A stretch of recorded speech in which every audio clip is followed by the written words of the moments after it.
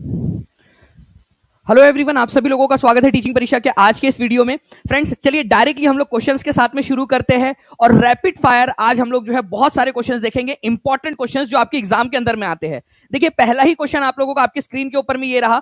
आप लोग देख सकते हो फ्रेंड्स, यहाँ पर मैं पूछा गया कि where was the 17th BRICS summit recently held. अभी हाल ही में फ्रेंड्स जो है 17वें नंबर की जो है ब्रिक्स समिट आयोजित की गई। कहाँ आयोजित हुई थी? और इसी के अंदर में फ्रेंड्स 18वें नंबर की ब्रिक्स समिट का मेजबान देश भी घोषित कर दिया गया है। वो भी आप लोगों को बताना है जल्दी जल्दी से कमेंट के अंदर में। तो चलिए जल्दी से हम लोग यहाँ पर में करते हैं इसको। Where was the 17th BRICS summit recently held, जल्दी जल्दी से बताते जाएंगे आप लोग सभी लोग। आंसर्स यहाँ पर में कर रहे हैं।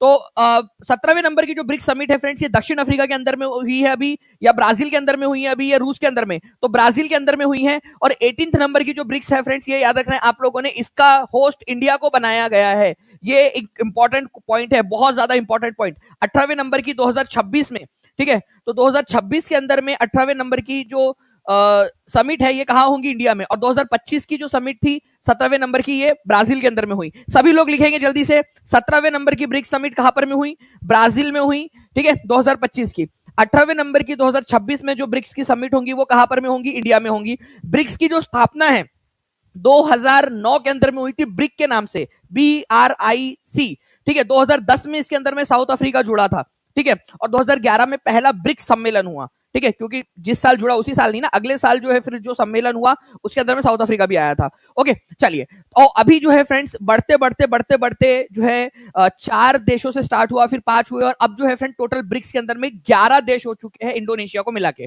ओके, चलिए, तो ब्रिक्स के अंदर में टोटल कितने कंट्रीज हो चुके हैं? जल्दी से लिखेंगे मेरे साथ में, कमेंट में लिखते जाएंगे आप लोग, ठीक है। ब्रिक्स के अंदर में कितने देश हो चुके हैं? मैं यहाँ पर मैं आप लोगों से सवाल जो है लास्ट के लिए रखते जा रहा हूँ। ब्रिक्स के अंदर में आप लोगों को बताना है कि कितने देश हो चुके हैं टोटल। तो 11 देश हो चुके हैं, इंक्लूडिंग इंडोनेशिया भी। नाउ नेक्स्ट क्वेश्चन की तरफ में आगे बढ़ते हैं फ्रेंड्स। यहाँ पर मैंने लिख दिया है कि इंडिया जो है वो चेयरपर्सन बनेगा 2026 में 18वीं ब्रिक्स समिट का। नेक्स्ट क्वेश्चन आपका देखिए फ्रेंड, ये एक इंपॉर्टेंट क्वेश्चन एग्जाम में आया हुआ है। बच्चे अक्सर इसके अंदर में गलती करते हैं, ठीक है, जल्दी जल्दी से बता देंगे। और जितने भी बच्चे जिन्होंने सेशन को लाइक कर दिया, एक बार हाथ ऊपर करके जरूर बता देंगे फ्रेंड्स, ठीक है। अलग अलग एग्जाम में आता है आप लोगों के, किसी भी एग्जाम के अंदर में पूछा जा सकता है, चाहे आप लोग केवीएस ले लीजिए, ठीक है, चाहे आप DSSS भी ले लीजिए, चाहे आप लोग जो है फ्रेंड्स बीपीएससी टीआरई ले लीजिए, चाहे आप लोग सुपर टेट ले लीजिए, यूपी सुपर टेट, चाहे आप कोई भी पीसीएस एग्जाम ले लीजिए, कोई भी गवर्नमेंट एग्जाम ले लीजिए, आप इस तरीके के क्वेश्चंस आते हैं आप लोगों के एग्जाम के अंदर में, ठीक है। In which year was the first successful textile mill establish in Mumbai? अब यहाँ पर में जो है ना एक इंपॉर्टेंट पॉइंट आ गया मुंबई के अंदर में। पहले जो सबसे पहले ट्राई की गई थी ना फ्रेंड्स, मिल, कपड़ा मिल स्थापित करने की, वो की गई कलकत्ता के अंदर में कोशिश, ठीक है, लेकिन वो सक्सेसफुल नहीं हो पाई। कलकत्ता के अंदर में जो है फ्रेंड्स फोर्ट ग्लोस्टर के अंदर में, ठीक है, 1818 में इसको स्थापित करने की कोशिश की गई थी, लेकिन वो सफल नहीं हो पाई। पहली सफल मिल जो स्थापित हुई थी वो हुई थी मुंबई में, और वो हुई थी 1854 में, ठीक है, 1854 में मुंबई में। ये आप लोगों ने याद रखना है फ्रेंड्स, इंपॉर्टेंट पॉइंट है, एग्जाम के अंदर में आप लोगों से पूछा जा सकता है। डायरेक्टली आप देख सकते हो कि टीचिंग परीक्षा की जो स्लाइड है, टीचिंग परीक्षा ने जो पढ़ाया था वही से ये क्वेश्चन बना है, ठीक है। तो टीचिंग परीक्षा मतलब सफलता की गारंटी आप लोगों के लिए, कि जो पढ़ाया वही आया है एग्जाम में डायरेक्टली। तो आप लोग देख सकते हो मुंबई में पहली सफल कपड़ा मिल किस वर्ष स्थापित की गई थी? 1854 के अंदर में, 1854 में। ये याद रखिएगा आप सभी के सभी, इंपॉर्टेंट पॉइंट एग्जाम के अंदर में पूछा जा सकता है, ठीक है। चलिए नेक्स्ट पॉइंट की तरफ में हम लोग आगे बढ़ते हैं फ्रेंड्स, हमारे नेक्स्ट क्वेश्चन की तरफ में, ठीक है। आप लोगों को बता रहे हैं वह प्रक्रिया जिसके द्वारा जल वाष्प तरल अवस्था से गुजरे बिना सीधे बर्फ में बदल जाती है। और ये क्वेश्चन आते हैं एग्जाम के अंदर में, आप लोग देखिए ध्यान से, क्या बोल रहा है यहाँ पर में? जल वाष्प जो है तरल अवस्था से गुजरे बिना सीधे बर्फ में बदल जाती है। ये अभी भाप है, ठीक है। वैसे जो गैसीय स्टेट होती है उसके बाद में आना चाहिए लिक्विड वाली स्टेट, ठीक है, लेकिन ये लिक्विड वाली जो स्टेट है ना, इसको वो एलिमिनेट कर देती है, उसके उसमें जाए बिना डायरेक्टली जो है सॉलिड बन जाती है, डायरेक्टली सॉलिड या ठोस बन जाती है।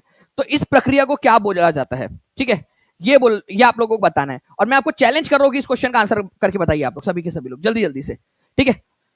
एग्जाम के अंदर में पूछते हैं ये क्वेश्चन आप लोगों से ना। अब मैं एक और चीज आप लोगों से कहना चाहूंगा फ्रेंड, जितने भी लोग यहाँ पर मैं देख रहे हैं, जल्दी से सेशन को लाइक एंड शेयर जरूर करते रहेंगे। जितने भी बच्चे जिन्होंने सेशन को लाइक कर दिया, एक बार हाथ ऊपर जरूर कर दीजिए, ताकि मुझे लगे कि ऐसे क्वेश्चंस और आप लोगों को कराने हैं, बहुत सारे इस तरीके के क्वेश्चंस आप लोगों को करवाते रहने हैं, ठीक है। जितने भी बच्चे जिन्होंने सेशन को लाइक कर दिया है, और जहां भी शेयर कर सकते हो, टेलीग्राम, फेसबुक, व्हाट्सएप, इंस्टाग्राम, हर एक जगह पे जल्दी जल्दी से शेयर कर देंगे आप लोग फ्रेंड्स, ठीक है।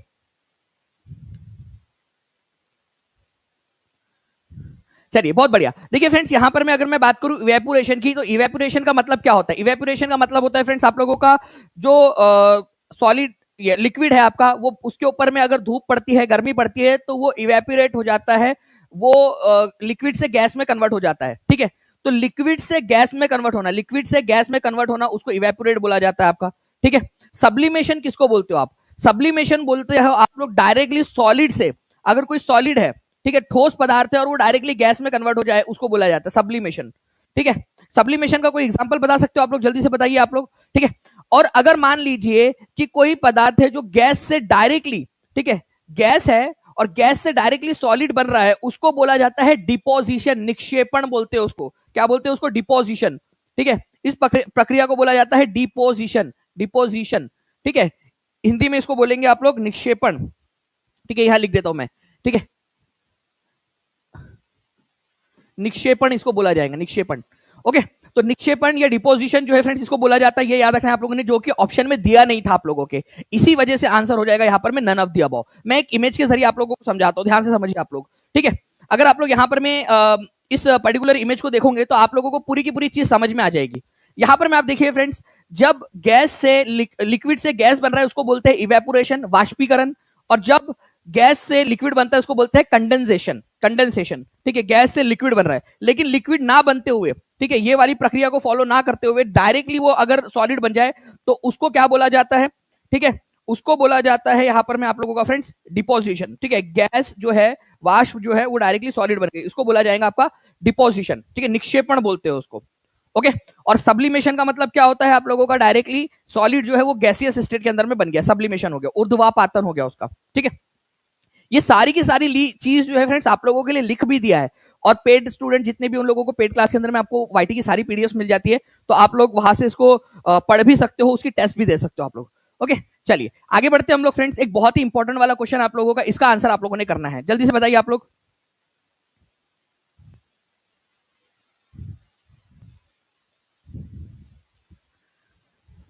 आप लोगों को बता दूं फ्रेंड, जितने भी बच्चे हैं जो टीचिंग परीक्षा के साथ में जुड़ना चाहते हैं, केवीएस के कोर्सेज के साथ में जुड़ना चाहते हैं, D triple S B, KVS, BPSC TRE, कोई भी और कोर्सेज के साथ में जुड़ना चाहते हैं आप लोग जो है फ्रेंड्स आज फ्लैट 60% ऑफ के साथ में जुड़ सकते हो, ठीक है। आगे में हो सकता है ये मौका आप लोगों को मिले ना मिले, ज्यादा समय अगर आप लोगों को चाहिए तो आप लोगों ने क्या करना है, टीचिंग परीक्षा के साथ में जल्दी से जल्दी जुड़ जाना है। टीचिंग परीक्षा का एप्लीकेशन डाउनलोड कर लीजिए, या नीचे में जो नंबर दिया गया है उसके ऊपर में कॉल या व्हाट्सएप करके जल्दी से जल्दी जुड़ सकते हैं, ताकि आपको ज्यादा समय मिले और ज्यादा समय में आप अपनी पढ़ाई को ज्यादा सुरक्षित कर सके। देखिए आप लोगों को कुछ रुपए, ठीक है, उससे अगर आपका पूरा का पूरा भविष्य बन सकता है, तो आई थिंक ये बेस्ट इन्वेस्टमेंट है आप लोगों की जिंदगी का।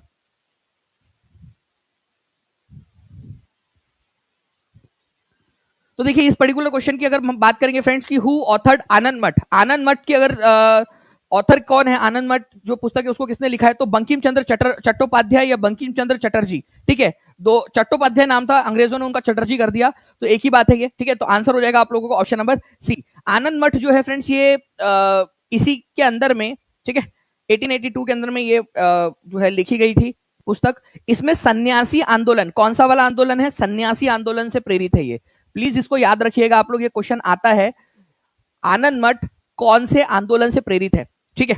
तो जल्दी जल्दी से बताएंगे आप लोग कौन से आंदोलन से प्रेरित है, कमेंट के अंदर में लिख देंगे सभी लोग जल्दी से, ठीक है। सन्यासी विद्रोह से ये प्रेरित था, सन्यासी विद्रोह से, इंपॉर्टेंट पॉइंट है, एग्जाम के अंदर में आएगा आप लोगों से, सन्यासी विद्रोह से प्रेरित था। इसके अंदर में कौन सा वाला जो है गीत लिया गया है, बताइए जल्दी से, कौन सा वाला गीत आप लोगों को इसके अंदर में मिलेगा?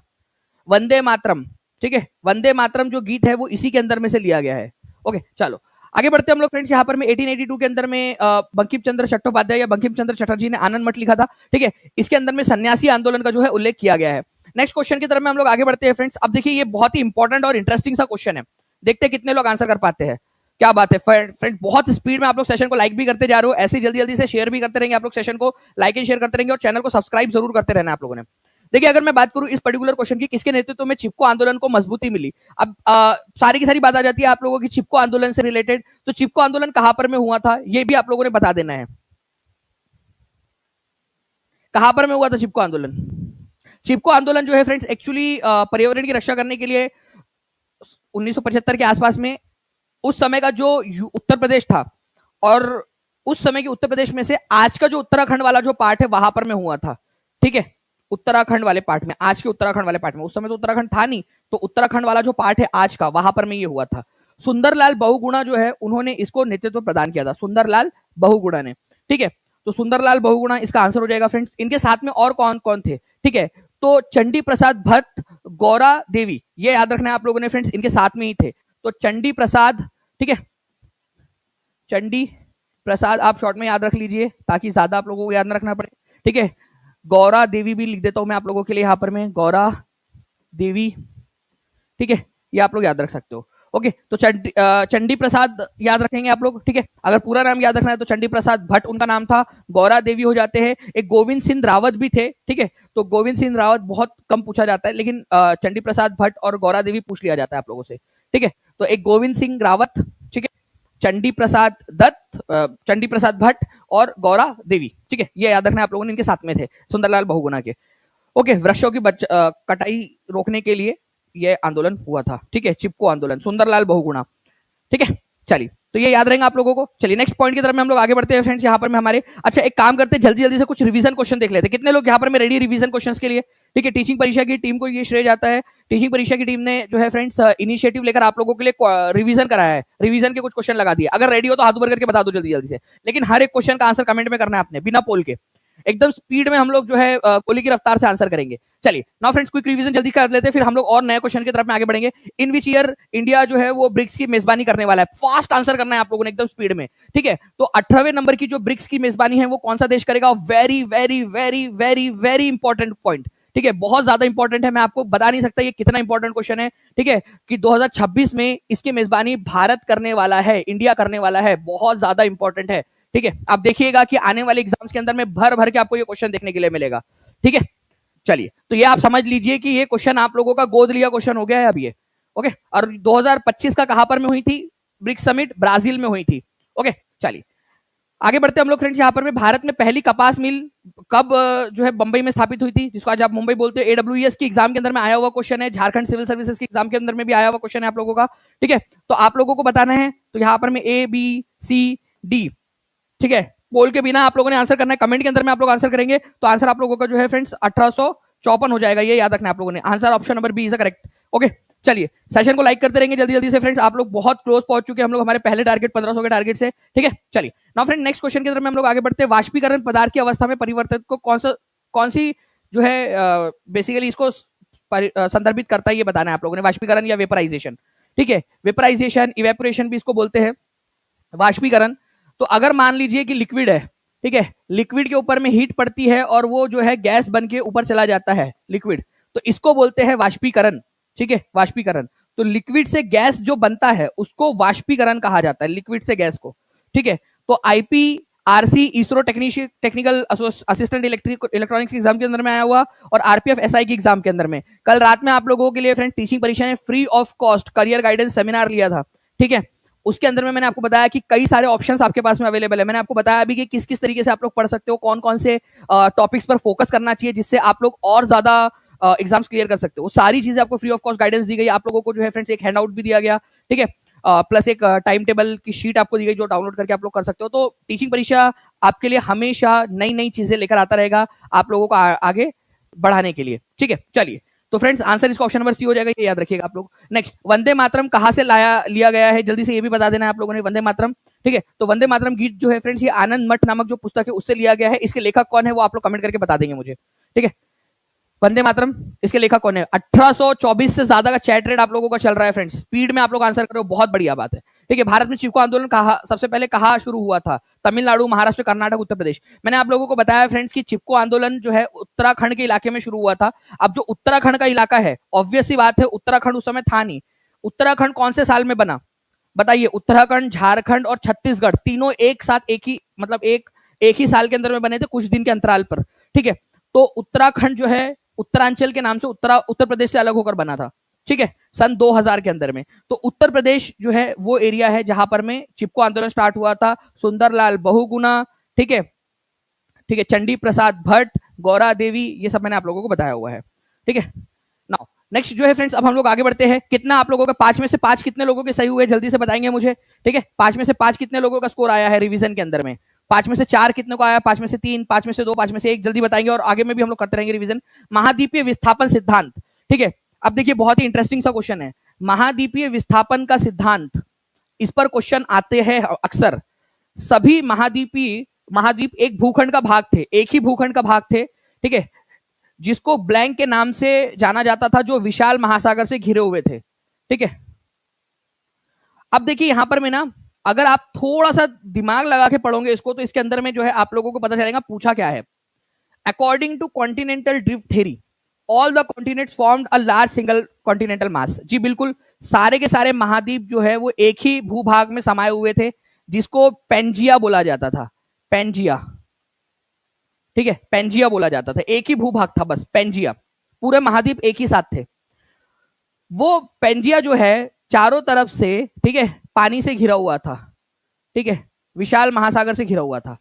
इस महासागर को बोला जाता था पैंथालासा, ठीक है, पैंथालासा, पैंथालासा बोला जाता था। आपसे क्वेश्चन में क्या पूछा है ना, थोड़ा सा ध्यान दीजिए आप लोग।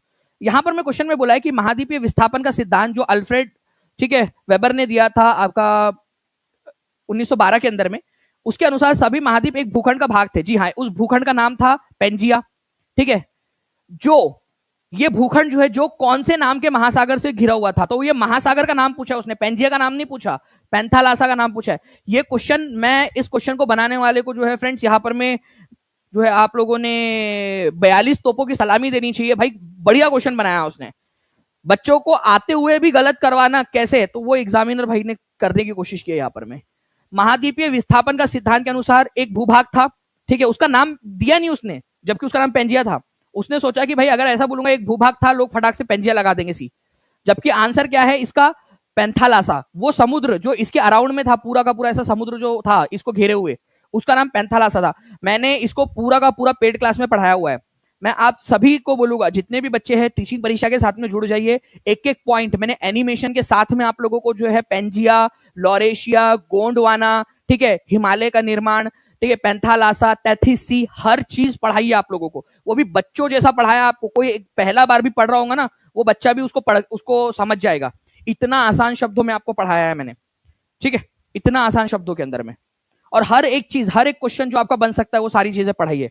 तो जो बच्चा पढ़ना चाहता है, आगे बढ़ना चाहता है, अपना भविष्य सिक्योर करना चाहता है, ठीक है, चाहे केवीएस हो, चाहे बीपीएससी टीआरई हो, चाहे DSSS भी हो, चाहे सुपर टेट हो, यूपी टेट हो, कोई भी एग्जाम हो, टीचिंग परीक्षा वन स्टॉप सोल्यूशन है आप लोगों का, ठीक है। काफी सारे बच्चे बता भी रहे कि जी सर बहुत अच्छे से समझ में आया था, ठीक है, देख सकते हैं यहाँ पर में टीम प्लीज उनके कमेंट्स को एक बार दिखा भी देंगे ताकि पता चल सके, और जो बच्चे अभी तक पढ़ाई नहीं किए हैं वो पढ़ना भी स्टार्ट कर दे, ठीक है। चलिए नाउ आगे बढ़ते हम लोग फ्रेंड्स। तो ये लॉरेशिया, गोंडवाना जब एक ही थे, दोनों के दोनों पेंजिया बोला जाता था, और एक पैंथालासा नाम का सी था जो पूरी तरह से इसको घेरा हुआ था, ठीक है, ये था पैंथालासा सी जो पूरी तरह से इसको घेरा हुआ था। अच्छा, ये जो थेरी है किसने दी थी, अल्फ्रेड वेगनर ने दी थी, ये याद रखना है आप लोगों ने फ्रेंड्स, ठीक है, थेरी। आगे बढ़ते हम लोग। अब देखिए ये क्वेश्चन एक और इंपॉर्टेंट क्वेश्चन है, ठीक है, ओके, यस सर बहुत अच्छे से समझ में आया था, मोहम्मद अरीब आशा की भी बोल रहे हैं, थैंक यू वेरी मच। और इसी तरीके से जो है हम और जो पॉइंट्स आपके उसको हम लोग कर रहे हैं, ठीक है। तो जो बच्चा टीचिंग परीक्षा के साथ में जुड़ेगा वो आगे बढ़ेगा, ठीक है, उसकी सिलेक्शन की रिस्पॉन्सिबिलिटी टीचिंग परीक्षा ने ली हुई है।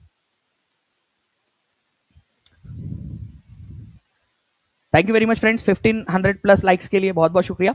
देखिए अगर मैं बात करूं यहाँ पर, मैं आप लोगों से क्या बोला गया है कि हिमालयन पर्वतमालाओं का सही क्रम आपको बताना है, उत्तर से दक्षिण की ओर, ठीक है, या दक्षिण से उत्तर की ओर बोला है यहाँ पर में, साउथ से नॉर्थ बोला है, मतलब आपको नीचे से उत्तर की तरफ में लगाना है।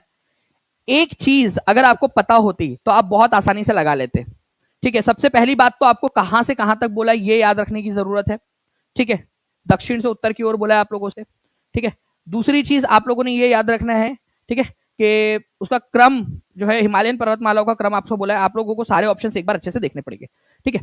चलिए, एक ट्रिक मैंने आपको बताया था कि ये जो ऊपर के भारत के अंदर ट्रांस हिमालयन जो रेंजेस है, ठीक है, काराकोरम, लद्दाख, ठीक है, झास्कर, ठीक है, काराकोरम, लद्दाख, झास्कर, ठीक है, उसके बाद में पीर पंजल, धौलाधर, ठीक है, शिवालिक, इनके याद रखने के लिए कल जाएंगे पीडीएस लेने, कल जाएंगे पीडीएस लेने।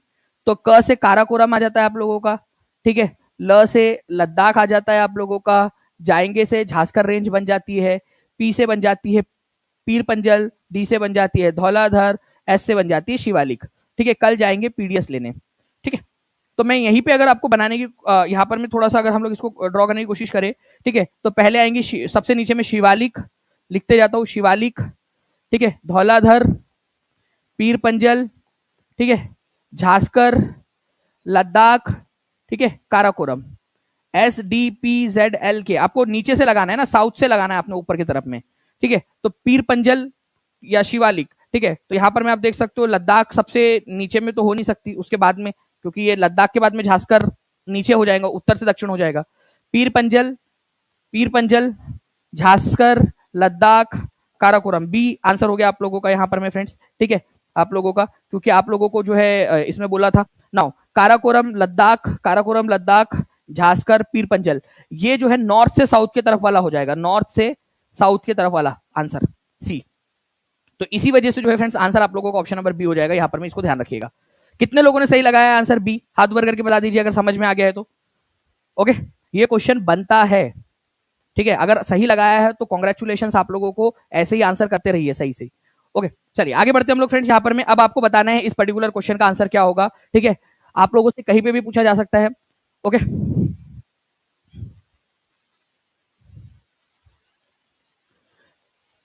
अभी भी बता रहा हूँ, जितने भी बच्चे हैं जो केवीएस की एग्जाम के अंदर में, केवीएस एग्जाम के प्रिपरेशन के लिए अभी तक जुड़े नहीं है टीचिंग परीक्षा के साथ में, वो लोग जुड़ सकते हैं केवीएस के अंदर में। केवीएस का कोर्स बहुत किफायती दाम के ऊपर में अवेलेबल है।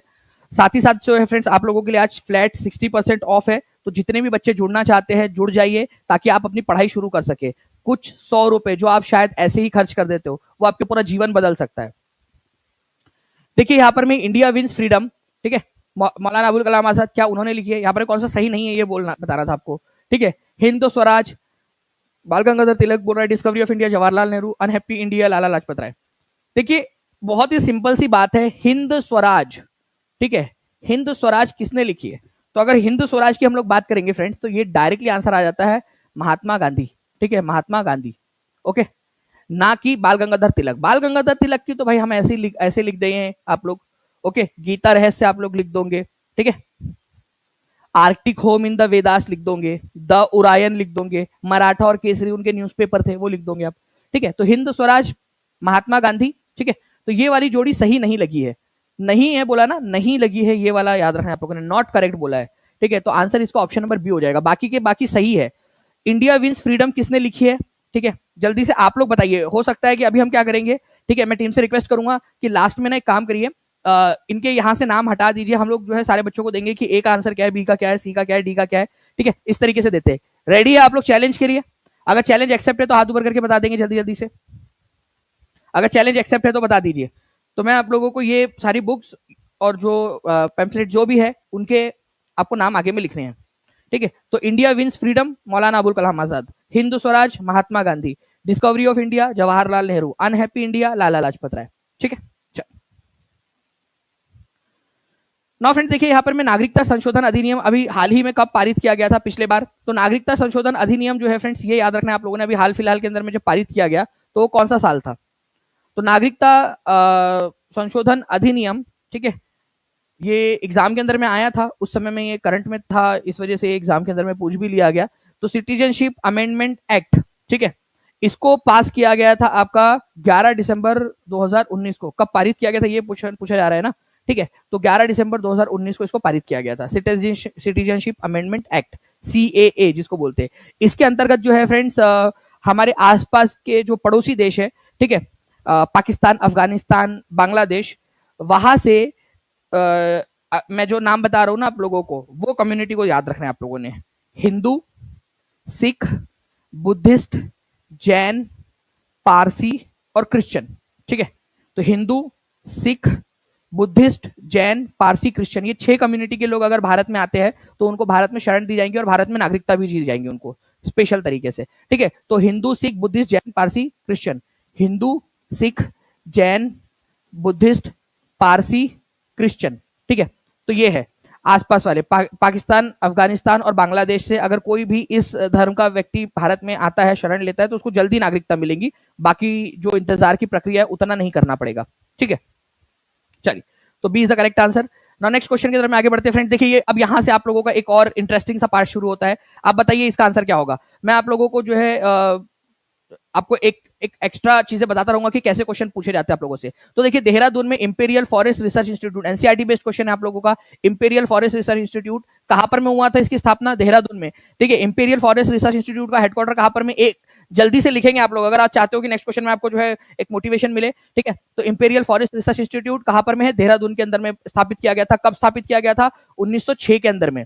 ठीक है, देखिए याद रखना है आप लोगों ने 1906 के अंदर में। एक एग्जाम के अंदर में आया क्वेश्चन ये आप लोगों का। अब देखिए कैसे जो है एनसीईआरटी बेस्ड क्वेश्चन है और डिफरेंट एग्जाम के अंदर में रिपीट होता है। ठीक है, चाहे आपका केवीएस हो, चाहे डीटीपीएस हो, चाहे आपका सुपर टेट हो, चाहे आपका बीपीएससी टीआरई हो, एग्जाम में ये क्वेश्चन आप लोगों के आने वाले हैं, ये याद रखिएगा आप सभी के सभी। ओके, चलिए अब आगे बढ़ते हैं हम लोग फ्रेंड्स। यहाँ पर मैं आप लोगों को बता दूं एनसीईआरटी के अंदर में साफ साफ दिया हुआ है आपका कि 1906 के अंदर में देहरादून के अंदर में इंपीरियल फॉरेस्ट रिसर्च इंस्टीट्यूट की स्थापना की गई थी। ये पढ़ाया है मैंने आप लोगों को। नाउ अब देखिए आप लोगों का ये क्वेश्चन था, देहरादून में इंपीरियल फॉरेस्ट रिसर्च इंस्टीट्यूट की स्थापना कब हुई थी? 1906 में। अब दोनों पॉइंट लिखेंगे, देहरादून 1906। ठीक है, अब देखिए एक और एग्जाम हुई, उसके अंदर में क्या क्वेश्चन आया?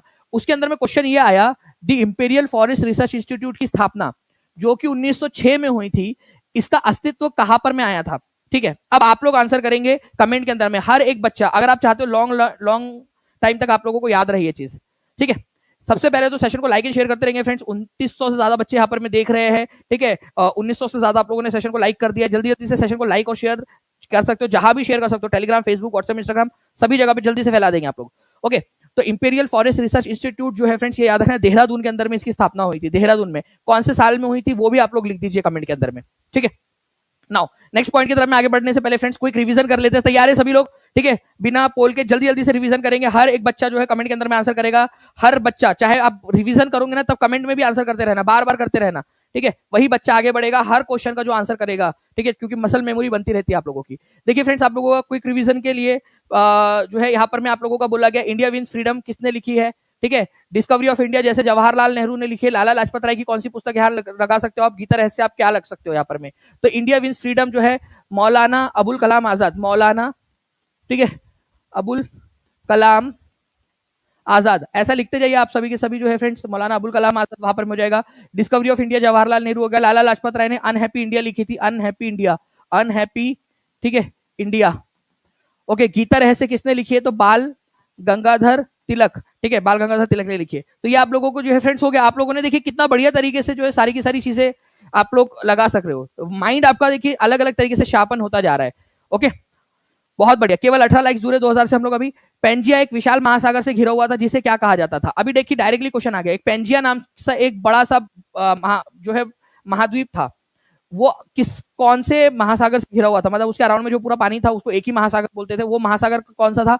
तो उस महासागर का नाम था पेंथालासा। ठीक है, ये याद रखना है आप लोगों ने फ्रेंड्स, पेंथालासा।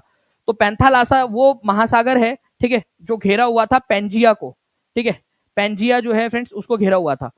तो आप लोग अगर ये पढ़ना चाहते हो, मैंने इसको पूरा डिटेल में continental drift theory, Alfred Wegener की जो है पूरी की पूरी थ्योरी मैंने आप लोगों को पढ़ाई। 1912 में थ्योरी दी थी उन्होंने, ठीक है, अल्फ्रेड वेगनर ने। तो पूरा पढ़ सकते हो टीचिंग परीक्षा के एप्लीकेशन पर।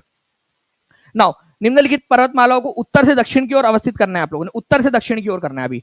ओके, तो आपको पता है फ्रेंड्स, कल जाएंगे पीडीएस लेने, कल जाएंगे पीडीएस लेने। ठीक है, कल जाएंगे पीडीएस लेने। तो यहां से क से जो है आप लोगों का काराकोरम है, काराकोरम, ठीक है, लद्दाख रेंज है आपकी, लद्दाख। यहां पर में झांसकर रेंज है, ठीक है, झांसकर, पीर पंजल, ठीक है, ठीक है। फिर उसके बाद में आपका है धौलाधर, ठीक है, और फिर है शिवालिक। अब आंसर आप लोग लगाएंगे फटाक से, ठीक है। तो आपको क्या करना है, उत्तर से दक्षिण की ओर लगाना है, नॉर्थ से साउथ। तो काराकोरम, ठीक है, 2 आना चाहिए पहले, फिर लद्दाख आना चाहिए आप लोगों का 1, ठीक है, फिर झांसकर आना चाहिए 4, और फिर पीर पंजल आना चाहिए आप लोगों का 3, 2 1 4 3। कितने लोगों ने लगाया है 2 1 4 3? जल्दी बताओ। अगर लगा दिया है सही तो बहुत बढ़िया, कॉन्ग्रेचुलेशन आप लोगों को, ठीक है। आप लोग एक एक कदम आगे बढ़ते जा रहे हो। आगे बढ़ते हम लोग यहाँ पर में फ्रेंड्स, अनहैप्पी इंडिया नामक पुस्तक किसने लिखी? ये 67वीं बीपीएससी में आया हुआ था, ये DSSB के अंदर में पूछा जा चुका है आप लोगों का। अलग अलग और भी बहुत सारी जो गवर्नमेंट एग्जाम्स है उसमें पूछा जा चुका है, चंडीगढ़ JBT के अंदर में आ चुका है, आपका NVS में आ चुका है। तो प्लीज अच्छे से आंसर करिए इसका, ठीक है। अगर मैं बात करूं यहाँ पर मैं अनहैप्पी इंडिया नामक पुस्तक किसने लिखी है, तो अनहैप्पी इंडिया नामक पुस्तक जो है फ्रेंड्स ये लिखी थी लाला लाजपत राय के द्वारा। ठीक है, इंपॉर्टेंट पॉइंट है। नाउ नेक्स्ट क्वेश्चन की तरफ मैं आगे बढ़ने से पहले एक बार ये सारी की सारी जो बुक्स है इनको रिवाइज जरूर कर लीजिएगा। ओके, भारत में नागरिकता संशोधन अधिनियम 2019 कब लागू किया गया था? ठीक है, अब देखिए यहां पर मैं आप लोगों को पहले जो क्वेश्चन था आप लोगों का, ठीक है, उसके अंदर में बोला गया था कि भाई इसको जो CAA है आपका, ठीक है, सिटीजनशिप अमेंडमेंट एक्ट, इसको पारित कब किया गया था? 11 दिसंबर 2019 को। लेकिन इसको लागू कब किया गया था? लागू करने की बात अगर मैं आप लोगों से करूं, ठीक है, जिसको एनफोर्समेंट बोला जाता है, तो इसको 11 दिसंबर 2019 को पारित किया गया था, पास हुआ था ये, लेकिन इसको लागू किया गया था 10 जनवरी 2020 को। ठीक है, 10 जनवरी 2020 को इसको लागू किया गया था, एनफोर्स्ड किया गया था, लागू किया गया था। ठीक है, तो लागू 10 जनवरी 2020 को, पारित किया गया था 11 दिसंबर 2019 को, दोनों सदनों से। नाउ नेक्स्ट क्वेश्चन की तरफ में आगे बढ़ते हैं। भारतीय वानिकी अनुसंधान एवं शिक्षा परिषद का मुख्यालय कहां पर में स्थित है? ठीक है, forestry of research and education, Indian council of forestry, इसका हेडक्वार्टर कहां पर में लोकेटेड है? जल्दी बताएंगे आप सभी के सभी।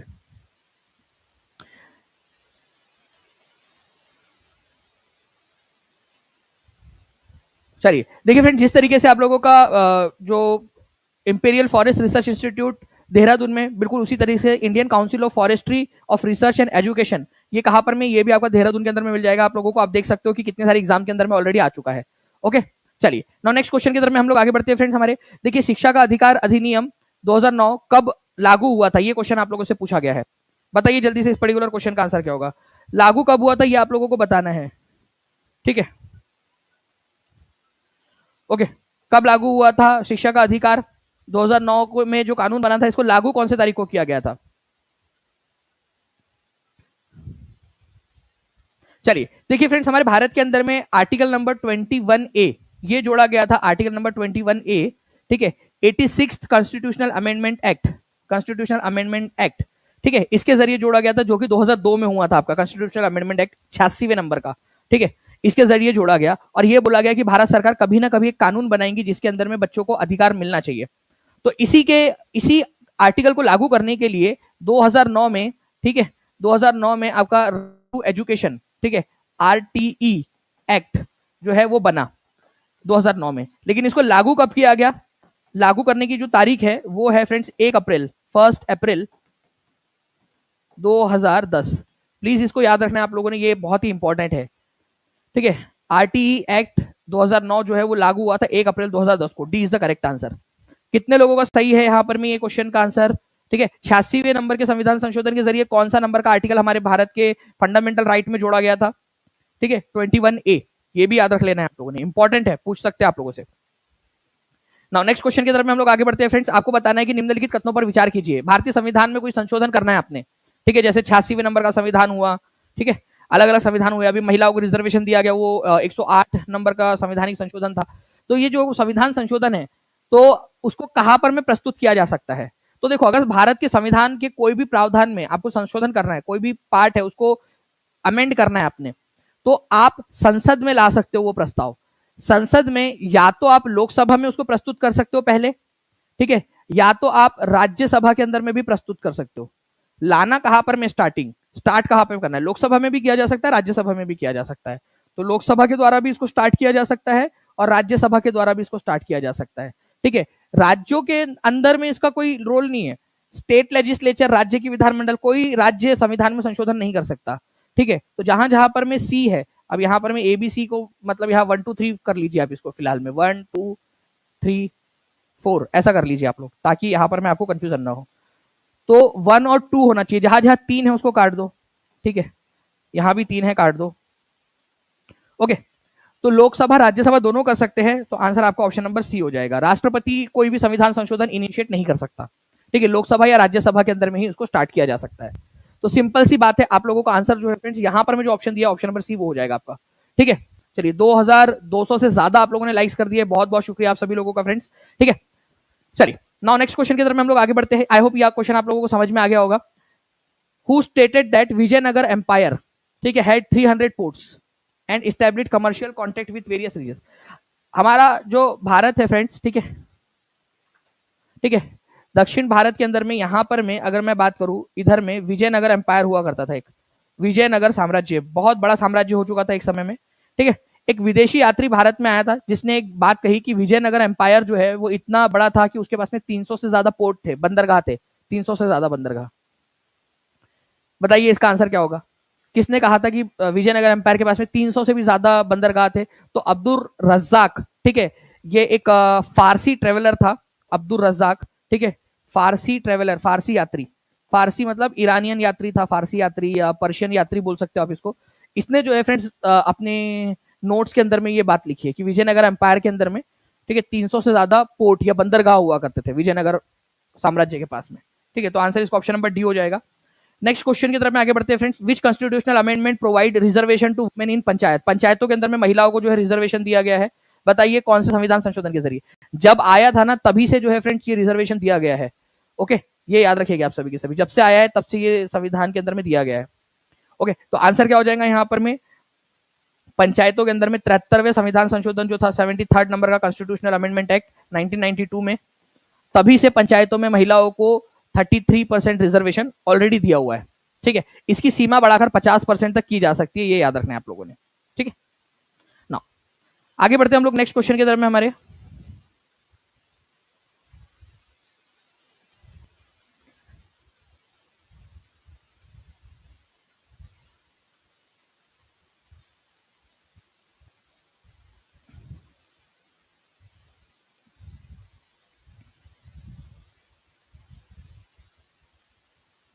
Just a second.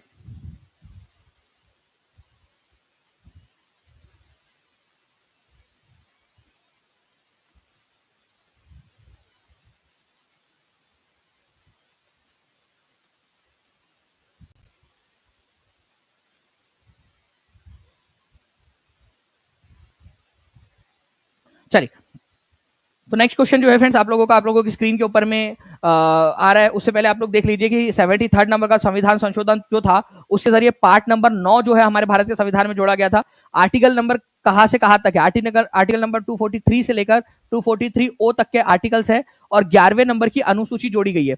मैंने आप लोगों से कहा है कि 2 लेक्चर्स में आप लोगों के लिए अरेंज करूंगा, अगर आप लोग जो है फ्रेंड्स इसको अच्छे से शेयर करोगे, जितने भी बच्चे यहाँ देख रहे हैं, ठीक है, जहां भी शेयर कर सकते हो शेयर कर देंगे। जिस दिन हमारे 5000 लाइव हो जाएंगे, ठीक है, 5000 लाइव प्लस 5000 लाइक्स एक साथ, ठीक है, उस दिन जो है फ्रेंड्स मैं क्या करूंगा आप लोगों के लिए, ठीक है, 20 इंपॉर्टेंट आर्टिकल्स और सारे के सारे जो आपके अनुसूचियां है, शेड्यूल है, 12 की 12 अनुसूचियां आपको याद करवा दूंगा पूरे की पूरी, और हर संभव क्वेश्चन जो उस पर बन सकता है वो आपको करवा दूंगा। तो हर एक बच्चे ने क्या करना है फ्रेंड्स, सेशन को जहां भी शेयर कर सकते हो शेयर कर देंगे, ठीक है, और सेशन को लाइक भी जरूर कर देंगे। तो 5000 लाइक्स और 5000 लाइक का हम लोग टारगेट रखते हैं ताकि उसके उसके अगले ही दिन, जस्ट उसके अगले ही दिन हम लोग जो है फ्रेंड्स पूरा का पूरा ये वाला सेशन हमारा कर सके, ठीक है। चलिए, तो अब आप लोगों के हाथ में है, फारसी यात्री जो है फ्रेंड्स अब्दुल रज्जाक ने किसके शासनकाल में विजयनगर एम्पायर का दौरा किया था? तो देखिए मैंने अभी आपको बताया कि अब्दुल रज्जाक जो था उसने कहा था कि 300 से ज्यादा जो है वो पोर्ट्स है। पोर्ट्स का मतलब होता है बंदरगाह, ठीक है, जहां पर में जहाज रुकते हैं, बंदरगाह, जिससे व्यापार भी हो सकता है और दूसरे देशों के साथ में रिश्ते भी रखे जा सकते हैं। तो एक फारसी यात्री था अब्दुल रज्जाक, तो वो किसके समय में आया था? तो देव राय सेकंड नाम का एक शासक हुआ था विजयनगर एम्पायर में, उसके समय में ये आया था, ठीक है, देव Rai the second. Directly question बनता है इसके अंदर में, कुछ भी और नहीं आप लोगों का, Dev Rai the second. Now next question जो है फ्रेंड्स आपको बताना है, निजामुद्दीन औलिया, ठीक है, कौन से सूफी सिलसिले से को फॉलो करते थे? सूफीज्म के अंदर में बहुत सारे अलग अलग सिलसिले हैं। सिलसिले का मतलब होता है कि किसी एक व्यक्ति ने उसको स्टार्ट किया होगा, ठीक है, और उसी से आगे बढ़ रही है वो प्रक्रिया। तो निजामुद्दीन औलिया कौन से वाले सूफी सिलसिले से फॉलो करते थे?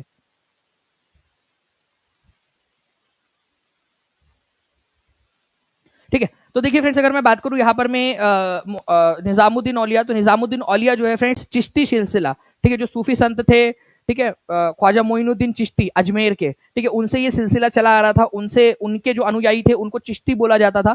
तो जो जो यहाँ पर में मोइनुद्दीन, ठीक है, निजामुद्दीन औलिया है, ठीक है, वो एक तरीके से आप बोल सकते हो कि उसी पद्धति को फॉलो करते थे जो ख्वाजा मोइनुद्दीन चिश्ती, ठीक है, जो अजमेर में जिनकी दरगाह है, उन्हीं के किसी न किसी डिसाइपल के डिसाइपल थे ये, उन्हीं के किसी अनुयायी के अनुयायी हुआ थे ये, ठीक है, इसी वजह से, ठीक है, चिश्ती सिलसिले से ये बिलोंग करते थे, ये याद रखना है आप लोगों ने, ठीक है।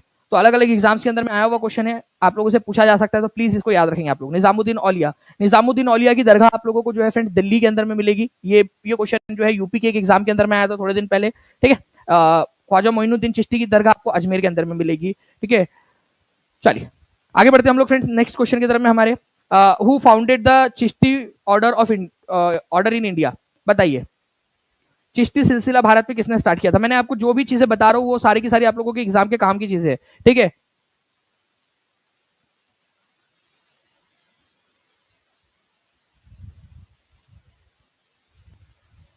बताइए जल्दी जल्दी से इस पर्टिकुलर क्वेश्चन का आंसर क्या होगा। देखिए, अभी आप लोगों को बताया मैंने कि चिश्ती सिलसिला जो है फ्रेंड्स, सिलसिला बेसिकली एक लीनिएज को बोल सकते हो आप, वंशावली। अब वो बच्चे वाली वंशावली नहीं थी, ये शिष्य वाली वंशावली है कि उसका शिष्य, फिर उसके शिष्य का शिष्य, फिर उसके शिष्य का शिष्य। ठीक है, तो ख्वाजा मोइनुद्दीन चिश्ती जो थे उनके यहाँ, उनसे स्टार्ट होती है ये।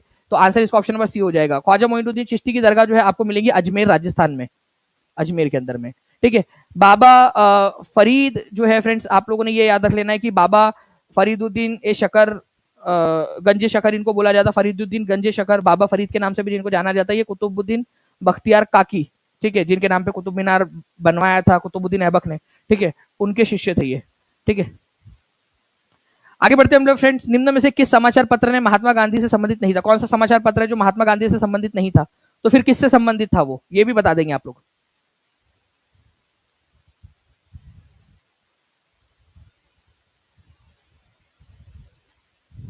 देखिए, अगर मैं बात करूं फ्रेंड्स यहाँ पर मैं आप लोगों से कि निम्न में से किस समाचार पत्र महात्मा गांधी से संबंधित नहीं था, तो यंग इंडिया महात्मा गांधी से संबंधित था, महात्मा गांधी ने निकाला था। हरिजन नाम का, और इंडियन ओपिनियन। इंडियन मिरर जो है फ्रेंड्स, ये देवेंद्र नाथ टैगोर ने निकाला था। देवेंद्र नाथ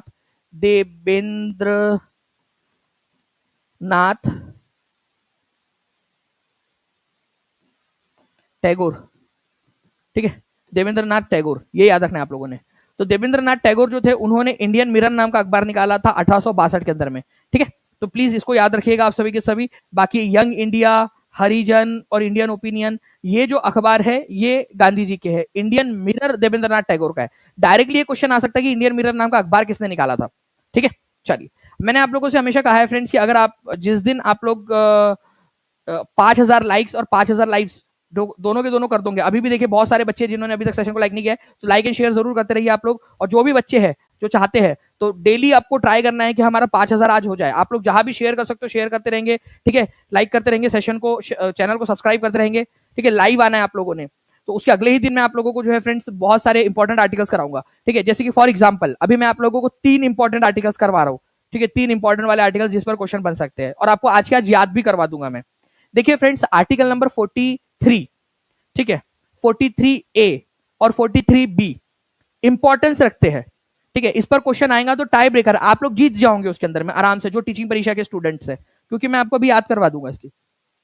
भारतीय संविधान का अनुच्छेद जो 43 है, ठीक है, इसके अंदर में काफी सारी चीजें रखी गई है। ठीक है, एक एक करके उनके बारे में मैं बात करूंगा आप लोगों से।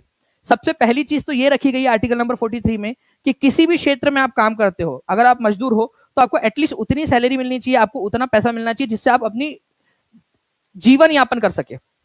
अब ऐसा भी नहीं कि आपका जीवन यापन ऐसा है कि भाई आपको जो है वो रोज जोमेटो से खाना चाहिए, रोज आपको जो है बहुत सारा लग्जरी आइटम चाहिए, वो वाला नहीं। बेसिक खाना पीना आपका हो सके। ठीक है, बेसिक जो चीजें है, कपड़ा, वो आप लोगों को मिल सके। तो अनुच्छेद 43 जो है वो जीविका मजदूरी, मतलब कि आपको एटलीस्ट जीवन यापन करने लायक मजदूरी आपको मिल सके उतना। ठीक है, काम की उचित परिस्थितियां, जहां पर मैं काम करवाया जा रहा है, आपसे काम कर रहे हो वहां पर में वॉशरूम होना चाहिए। ठीक है, थोड़ा साफ सफाई होनी चाहिए, आपका पानी पीने की व्यवस्था होनी चाहिए। ये कोशिश करनी है, क्योंकि डीपीएसपी में है, कंपलसरी तो करवा नहीं सकते डीपीएसपी में, कोशिश करनी है। तो काम की उचित परिस्थितियां होनी चाहिए, आर्टिकल नंबर 43 के अंदर में ही बोला गया है। उसके बाद में जो है फ्रेंड्स ये बोला गया है अवकाश का अधिकार है, 1 दिन तो छुट्टी मिलनी ही चाहिए। ठीक है, उसके बाद में फ्रेंड्स ग्रामीणों में कुटीर उद्योग को बढ़ावा देना, मतलब कॉटेज इंडस्ट्री, जो ग्रामीण उद्योग होते हैं उनको बढ़ावा देना। ये जो 4 चीजें हैं मैंने आपको बताई, वो आर्टिकल नंबर 43 के अंदर में आती है। कौन कौन सी? जीविका, जितनी मजदूरी मिले, मतलब जीवन चल सके उतना, ऐसा भी नहीं कि बस 10 रुपए रोज मिल रहा है। ठीक है, 5 रुपए रोज मिल रहा है आज के समय में भी। ठीक है, उसके बाद में जो है फ्रेंड्स काम की उचित परिस्थितियां, ऐसी परिस्थितियों में काम करवाया जाए जहां पर मैं एटलीस्ट यार सुसु लगी तो जा तो सके इंसान। ठीक है, उसके बाद में जो है फ्रेंड्स आप लोगों को अवकाश का अधिकार होना चाहिए कि भाई एटलीस्ट 1 आध महीने में 2 तो मिल जाए कम से कम। ठीक है, उसके बाद में जो है फ्रेंड्स ग्रामीण क्षेत्र में जो कॉटेज इंडस्ट्री, ग्रामीण उद्योग है, उसको बढ़ावा देने की कोशिश करनी है।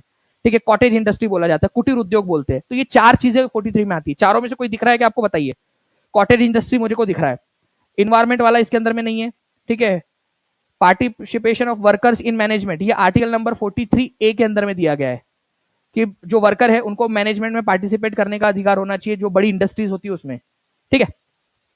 वो आर्टिकल, वो अलग आर्टिकल है, 43 से अलग एक और आर्टिकल है। तो प्रमोशन ऑफ कॉटेज इंडस्ट्रीज इसमें आ गया, 4 में से एक आ गया। मैं चारों की चारों लिस्ट आपको दे रहा हूं। यहाँ पर मैं जीविका लायक मजदूरी आपको मिलनी चाहिए, काम की उचित परिस्थितियां मिलनी चाहिए, अवकाश का अधिकार मतलब हॉलीडे मिलना चाहिए आपको, और ग्रामीण क्षेत्रों में कुटीर उद्योग को बढ़ावा मिलना चाहिए, ठीक है। तो यहाँ पर मैं आप देख सकते हो कुटीर उद्योग का मतलब होता है कॉटेज इंडस्ट्री, गाँव में जो इंडस्ट्रीज होती है कपास की या छोटे छोटे जो टोकरिया वगैरह बनाते हैं, छोटी इंडस्ट्रीज जो होती है उसको बढ़ावा देना है, गांधी जी के विचारों पर आधारित, ठीक है।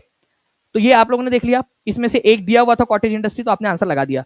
काम की उचित परिस्थितियां कहां पर में दिया हुआ है, तो आर्टिकल नंबर 43 में।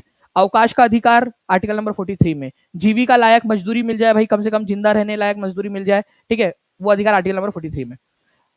और वही अगर participation of workers in management, मतलब मैनेजमेंट में बड़ी बड़ी जो इंडस्ट्रीज है वहां पर में वर्कर को भी थोड़ा बहुत कुछ उनके जो यूनियन है उनके लीडर्स को वहां शामिल किया जाए डिसीजन मेकिंग में, आर्टिकल नंबर 43A में दिया गया है। वो बाद में जोड़ा गया था आर्टिकल नंबर 43A, ये जोड़ा गया है आपका 42nd कॉन्स्टिट्यूशनल अमेंडमेंट एक्ट 1976 के जरिए। चलिए, तो 43 आप लोगों को याद हो गया, हाथ ऊपर करके बताओ क्या कर पाओगे, एटलीस्ट जो है थोड़ा तो कॉन्फिडेंस आया यहाँ पर मैं आपको, ठीक है। चलिए आगे बढ़ते हैं हम लोग फ्रेंड्स, और भी आपको चीजें बताऊंगा, लेकिन मैं देखना चाहूंगा कि कितना आप लोग पढ़ना चाहते हो। जितना आप लोग पढ़ने के अंदर में इच्छुक रहोगे, जितना आपका रिस्पॉन्स रहेगा, ठीक है, मैं देखूंगा अभी यहाँ पर मैं कि ये क्वेश्चंस खत्म होते हुए, तीनों खत्म होते हुए 3000 लाइक्स होते हैं या नहीं, तो मुझसे उससे समझ में भी आ जाएगा कि कितना बच्चे ये पढ़ना चाहते हैं। नाउ नेक्स्ट क्वेश्चन जो है फ्रेंड्स, 42nd संविधान संशोधन के द्वारा अनुच्छेद 43A जोड़ा गया, ठीक है, इसमें से क्या संबंधित है, अब आप लोग बताएंगे। देखिए 42वें संविधान संशोधन जो के कब हुआ था, आपका 42वां संविधान संशोधन हुआ था 1976 के अंदर में, इंदिरा गांधी के समय में, ठीक है, इसको मिनी कॉन्स्टिट्यूशन भी बोलते हैं। उसके जरिए एक बहुत सारे आर्टिकल जोड़े गए वैसे तो, लेकिन आर्टिकल नंबर 43A भी जोड़ा गया था।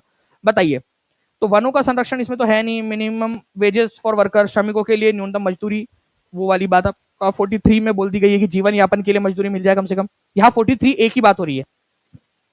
तो वर्कर्स जो है उनको मैनेजमेंट के अंदर में थोड़ा सा उनका पार्टिसिपेशन होना चाहिए बड़ी इंडस्ट्रीज के अंदर में, वो यहाँ पर मैं बात की गई आपकी। तो आंसर आपका हो जाएगा यहाँ पर option number B, worker participation in management, ठीक है। तो आपने अभी याद कर लिया आर्टिकल नंबर 43A जो कि 42वें संविधान संशोधन के जरिए 1976 में आया था इंदिरा गांधी के समय में, उसमें यह बोला गया कि वर्कर्स जो है उनको भी पार्टिसिपेशन मिलना चाहिए मैनेजमेंट के अंदर, ओके। तो आंसर इसका ऑप्शन नंबर बी हो जाएगा। चलिए, आर्टिकल नंबर 43B भी है एक आपका, आर्टिकल नंबर 43B, उसमें सहकारी समितियों की बात की गई है। मतलब आप, ठीक है, आपके आसपास के कुछ लोग मिलकर एक समिति बना ले, सहकारी समिति, जैसे आपको पता है सहकारी बैंक होते हैं, अमूल है सहकारी समिति है, वो कोऑपरेटिव के अंदर में आता है। तो कोऑपरेशन करके मतलब सारे लोग, जितने भी लोग उसको बनाए हैं वो सारे उसके मालिक है, इवन जो मैनेजमेंट के लोग हैं वो भी मालिक है, जो वर्कर है वो भी मालिक है, जो उसमें मटेरियल सप्लाई कर रहा है वो भी उसका मालिक, उसके अंदर में एक तरीके से मालिक है। जैसे अमूल हो जाता है आपका, ठीक है, सुधा मिल्क हो जाता है, वो सारे के सारे जो है फ्रेंड्स क्या है, ठीक है, ये सहयोग या फिर कोऑपरेशन के या सहकारी संस्थाओं के उदाहरण है। तो सहकारी संस्थाओं को बढ़ावा देने की कोशिश करनी है, तो सहकारी समिति बनाने की कोशिश करनी है, ये आर्टिकल नंबर 43B में आप लोगों को दिया गया है, ठीक है। तो इसको आप लोगों ने याद रखना, आर्टिकल नंबर 43B सहकारी समितियों से रिलेटेड है। तो ये भी क्वेश्चन आप लोगों से कभी भी पूछा जा सकता है, तो प्लीज इसको भी याद रख लेंगे आप लोग, ओके। और ये सहकारी समितियों वाला जो आपका है फ्रेंड्स कि सहकारी समितियों के लिए आर्टिकल नंबर 43B जो जोड़ा गया था, ये जोड़ा गया था 97th कॉन्स्टिट्यूशनल अमेंडमेंट एक्ट, ठीक है, 2011 के जरिए, ठीक है। चलिए, तो ये भी मैंने आप लोगों को बता दिया, आर्टिकल नंबर 43, 43A, 43B आप लोगों ने सीखा है, ठीक है। आगे बढ़ते हम लोग नेक्स्ट क्वेश्चन की तरफ में। अब इस क्वेश्चन का आंसर आप लोग करोगे, चलो ठीक है, थोड़ा सा बड़ा भी कर देता हूं मैं इसको, आंसर दिख रहा है इसमें। चलिए अब बताइए आंसर क्या होगा।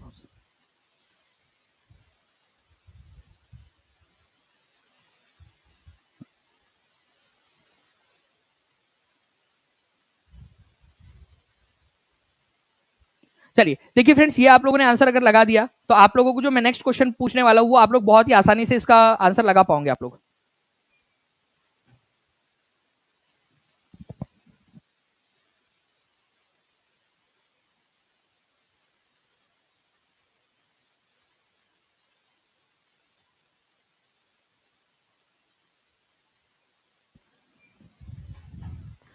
तो फ्रेंड्स स्टूडेंट्स बता रहे हैं मुझे अभी आके, टीम ने भी बताया कि स्टूडेंट्स भी बता रहे हैं कि आज गुरु पूर्णिमा है, तो गुरु पूर्णिमा की आप सभी लोगों को बहुत सारी शुभकामनाएं। ठीक है, और जिंदगी को भी गुरु पूर्णिमा की शुभकामनाएं, क्योंकि जिंदगी भी एक गुरु है, काफी सारी चीजें सिखाई है। ठीक है, आप लोगों को भी, तो सभी को गुरु पूर्णिमा की शुभकामनाएं। गुरु पूर्णिमा जो है फ्रेंड्स, बेसिकली एक गुरु शिष्य परंपरा के अंदर में गुरुओं को भी याद दिलाती है। ठीक है, और स्टूडेंट्स को भी याद दिलाती है कि अपना अपना कर्म जो है वो सही तरीके से करना है। ठीक है, तो आप सभी को गुरु पूर्णिमा की हार्दिक शुभकामनाएं एक बार फिर से। और जैसे कि यहाँ पर मेरे बच्चे बोल रहे थे कि गुरु पूर्णिमा के अवसर पर सर एक बार जो है वो ऑफर भी मिल जाए तो अच्छा रहेगा। तो आप लोगों के लिए फ्रेंड्स 70% वाला जो सुपर 70 है, इसको एक बार और ओपन कर देते हैं आप लोगों के लिए, जितने भी बच्चे हैं। ठीक है, तो ये गुरु पूर्णिमा का आप लोगों के लिए गिफ्ट सुपर 70, इस कूपन कोड का इस्तेमाल करके 70% आप आज भी ले सकते हो। ये गुरु पूर्णिमा का गिफ्ट आप लोगों के लिए। ठीक है, चलिए, तो 2011 में 97वें संविधान संशोधन के जरिए आर्टिकल नंबर 43 बी जोड़ा गया। बताइए वो किस चीज से रिलेटेड है? तो वो कोऑपरेटिव सोसाइटी, सहकारी संस्थाओं से रिलेटेड है। मैंने आप लोगों के लिए आज एक कोशिश की, मुझे हाथ ऊपर करके सच्ची सच्ची बताना। ठीक है, कितने लोगों को ये जो एक प्रयास है, ठीक है, एक सोच है जो आप लोगों के बेहतरी के लिए, आपके भलाई के लिए, आप लोगों को और ज्यादा बेहतर बनाने के लिए किया गया। 3 मैंने आर्टिकल्स लिए और तीनों आर्टिकल्स को मैंने इस तरीके से अरेंज किया कि आपको याद हो सके, आपको समझ में आ सके। ठीक है, अगर आप चाहते हो कि ऐसे ही मैं करवाता रहूं, तो हर एक बच्चे की जिम्मेदारी है कि वो जहां भी शेयर कर सकता है शेयर करे। जल्दी से हम लोग 5000 लाइव और 5000 लाइक्स का जो टारगेट है हमारा, उसको कंप्लीट करें, ताकि पूरी टीचिंग परीक्षा की टीम जो है वो मोटिवेट हो सके और हम जल्दी से ऐसा एक सेशन हम लोगों को मिल सके। ठीक है, मैं बहुत ज्यादा जो है एक्साइटेड हूँ और वेट कर रहा हूँ कि जब आप लोग जल्दी से कंप्लीट करोगे तो मैं आप लोगों के लिए जल्द से जल्द 2 सेशंस, एक तो इंपॉर्टेंट आर्टिकल्स वाला और दूसरा सारे के सारे 12 के 12 अनुसूची आपको याद करवाने वाला आर्टिकल जो मैं जो सेशन है वो आप लोगों के लिए करवा सकूं। ठीक है, तो सभी बच्चे जहां भी शेयर कर सकते हो शेयर कर देंगे। 3000 से ज्यादा आप लोगों ने लाइक्स कर दिए, बहुत बहुत शुक्रिया फ्रेंड्स। ठीक है, जितने बच्चे जिन्होंने सेशन को लाइक कर दिया वो हाथ ऊपर करके बता भी देंगे, ये वो लॉयल बच्चे जो इसको आगे बढ़ा रहे हैं। नाउ 97 नंबर के संविधान संशोधन 2011 के जरिए आर्टिकल नंबर 43 बी डीपीएसपी में जोड़ा गया था, direct to principle of state policy में। देखिए डीपीएसपी जो है ना फ्रेंड्स, ये याद रखना आप लोगों ने, ये आपका आर्टिकल नंबर 36 से लेकर 51 तक दिया हुआ है। तो आर्टिकल नंबर चाहे 43 हो जाए, 43A हो जाए, चाहे 43B हो जाए, ठीक है, ये सब इसी के बीच में ही आते हैं ना, डीपीएसपी के अंदर में ही आते हैं, वो directive principle of state policy, राज्य के नीति निर्देशक सिद्धांत के अंतर्गत ही आते हैं। ओके, तो ये आप लोगों ने याद रखना था कि राज्य के नीति निर्देशक सिद्धांत के अंदर में ही है article number 43, article number 43A, article number 43B। ठीक है, ये सारी जो पीडीएफ है आपको पेड क्लास के अंदर में मिल जाती है, ऐप के अंदर में मिल जाती है, तो आप वहां से इसको पढ़ भी सकते हो। ठीक है, चलिए आगे हम लोग बढ़ते हैं फ्रेंड्स। एक क्वेश्चन आप लोगों का, एक एग्जाम का क्वेश्चन है, मैं चाहूंगा कि इसका आंसर आप लोग करें। ठीक है, कोशिश करो, थोड़ा सा कोशिश तो करो कम से कम। इसका आंसर क्या होगा? किस संविधान संशोधन अधिनियम ने भारतीय संविधान के मौलिक अधिकारों और डीपीएसपी में सहकारी समितियों से संबंधित नए प्रावधान जोड़े? सहकारी समिति से संबंधित प्रावधान डीपीएसपी में कौन से वाले संविधान संशोधन के जरिए जोड़े गए थे? आपको बताना है। आपको अगर थोड़ा सा भी याद आ रहा हो, आप अगर वो रिलेट कर पा रहे हो फ्रेंड्स उस चीज को, ठीक है, तो संवैधानिक संशोधन हुआ था एक, ठीक है, जिससे सहकारी समितियां, आर्टिकल नंबर 43B जोड़ा गया था। अब देखिए एग्जाम में आया हुआ क्वेश्चन है, ये केवीएस में भी आ सकता है, DSSB में भी आ सकता है, आपका एनवीएस में, एडब्ल्यूएस के अंदर में, बीपीएससी टीआरई के अंदर में, बीपीएससी के प्रीलिम्स में आ सकता है, आपका जो प्रारंभिक परीक्षा सीसी की उसके अंदर में, कंबाइंड परीक्षा के अंदर में, यूपी के अंदर में आ सकता है, आपका DSSB की नॉन टीचिंग एग्जाम्स के अंदर में आ सकता है, एसएससी सीजीएल में आ सकता है, कहीं पे भी पूछा जा सकता है ये। ओके, तो आंसर आप लोग जो है फ्रेंड्स लगाएंगे कमेंट के अंदर में। साथ ही साथ मैं आप लोगों से कुछ सवाल पूछ रहा हूँ, वो उन सवालों के आप लोग जवाब भी दोगे। ठीक है, स्पीड में आप मुझे बताइए कि ब्रिक्स की, ठीक है, ब्रिक्स की 18वें नंबर की जो अध्यक्षता है वो कौन सा देश करने वाला है? कौन सा देश जो है ब्रिक्स की 18वें नंबर की अध्यक्षता करेगा? ब्रिक्स 2025 कहां पर में हुआ था ये भी आप बता देंगे मुझे। ठीक है, ब्रिक्स में टोटल कितने देश है ये भी बता दीजिए, अभी हाल में एट प्रेजेंट टोटल कितने देश है ये बता देंगे आप लोग मुझे जल्दी जल्दी से। ठीक है, तो कमेंट करके सभी लोग बताएंगे, और जिन लोगों का सही आंसर रहेगा उन लोगों के आंसर्स को आप लोग लाइक भी करते रहिए फ्रेंड्स, जिससे कि सीखने मिलेगा, बाकी लोगों को भी सीखने मिलेगा, आपको भी सीखने मिलेगा। ओके, मुझे आप लोग बताओ, एक क्वेश्चन हमने करा था, निजामुद्दीन औलिया की दरगाह कहां पर में, ये बता देंगे आप लोग। ठीक है, निजामुद्दीन औलिया की दरगाह कहां पर में है? ये क्वेश्चन कई सारे एग्जाम्स के अंदर में आ चुका है, तो ये दरगाह कहां पर में आपको मिलेंगी ये बताएंगे आप मुझे कौन से शहर में मिलेंगी, निजामुद्दीन औलिया की दरगाह। ओके, उसके अलावा आप लोग एक और चीज बता सकते हो कि हमारे भारत में इंपीरियल फॉरेस्ट रिसर्च इंस्टीट्यूट, ठीक है, कौन से साल और कहां पर में इसका हेडक्वार्टर है, कौन से साल में खोला गया था? इंपीरियल फॉरेस्ट रिसर्च इंस्टीट्यूट अंग्रेजों के समय में खोला गया था, ठीक है, और इसका हेडक्वार्टर कहां पर में, ये आप लोग बताएंगे। इसके अलावा आप लोग बताओगे मुझे डिस्कवरी ऑफ इंडिया नामक पुस्तक जो है वो किसने लिखी है? ओके, ये आप लोग कमेंट करके बता दीजिएगा। ओके, तो ये क्वेश्चन है आप लोगों के, आप लोग कोशिश करिए आंसर करने की इसके अंदर में। और भारत के अंदर में मुंबई में सबसे पहली जो कपड़ा मिल स्थापित की गई थी भारत में, मुंबई के अंदर में बात कर रहा हूं मैं, मुंबई की सबसे पहली जो कपड़ा मिल थी, जो सफल कपड़ा मिल थी, वो कहां पर में स्थापित हुई थी, वो भी आंसर आप लोग कर दोगे। ठीक है, चलिए सेशन को लाइक एंड शेयर कर दिया होगा आप लोगों ने, ऐसी मुझे उम्मीद है।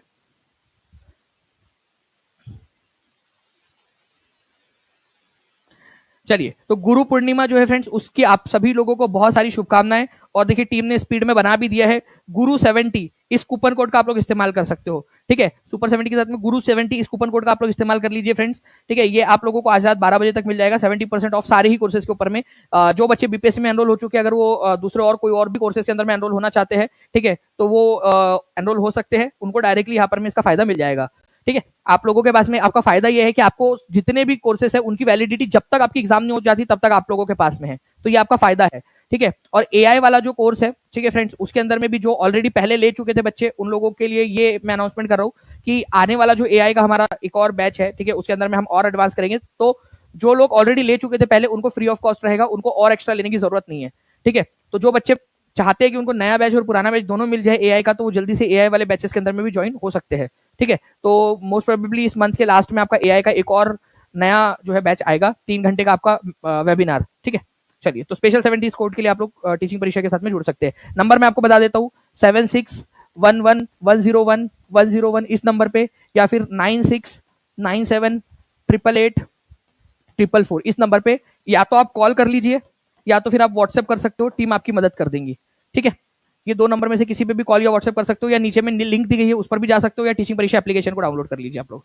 ठीक है, चलो, thank you very much, take care and bye, God bless you all. इन क्वेश्चंस के आंसर जो है फ्रेंड्स जरूर आप लोगों को कमेंट के अंदर में बताना है, ताकि आप लोग देख सके कि कितना आप लोगों को आ रहा है, और जो सही आंसर कर रहे हैं उनके कमेंट को लाइक भी करते रहना आप लोगों ने। Thank you very much friends, bye, thank you.